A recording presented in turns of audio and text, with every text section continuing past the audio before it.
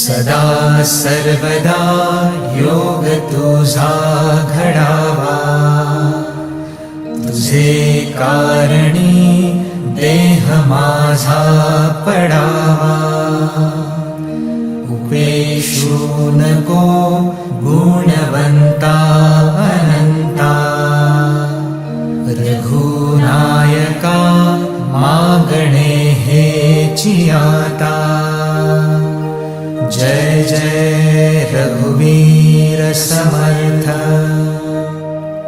मोरया मोरया मी बाळताने, तुझीच सेवा करू काय जाणे.